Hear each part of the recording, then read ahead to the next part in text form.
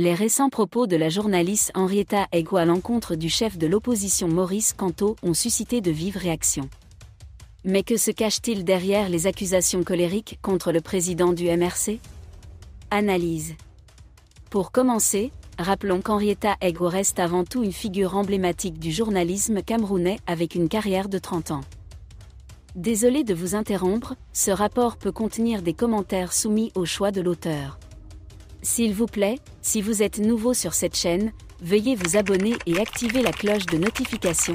De cette façon, vous serez averti lorsque nous publierons de nouveaux rapports sur cette même chaîne. Merci. Longtemps exigeante sur les vérités et leurs intersections, elle s'implique également en politique depuis de nombreuses années. Car Madame Ego n'est autre que la présidente de l'aile modérée de l'UPC historique.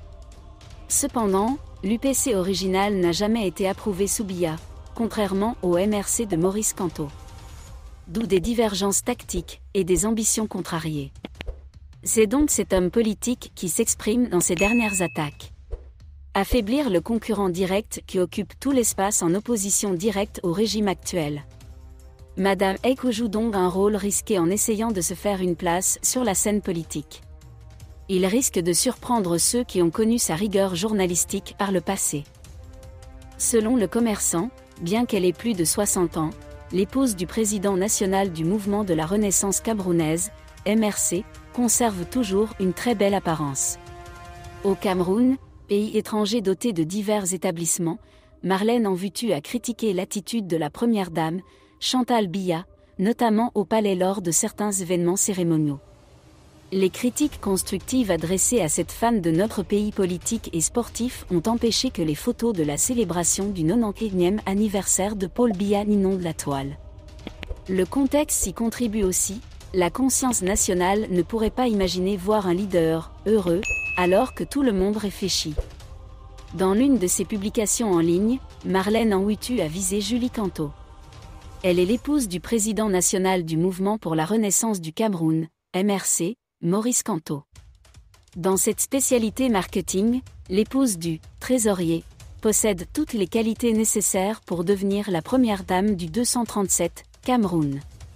Elle termine sa carrière professionnelle comme inspectrice générale avec rang de secrétaire général, avant de prendre sa retraite.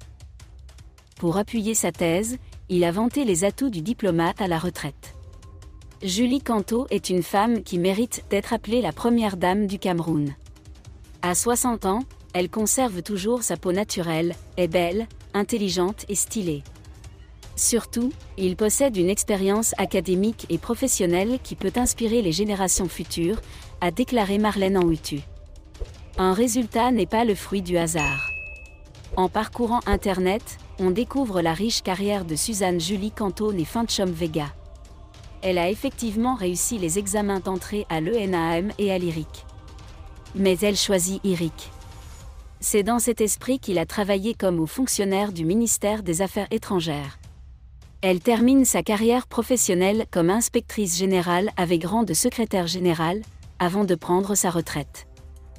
Merci d'être resté avec nous jusqu'à ce point, comme toujours pour promouvoir la liberté d'expression.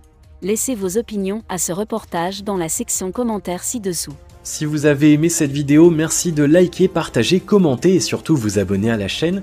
Et on se retrouve très vite pour une prochaine.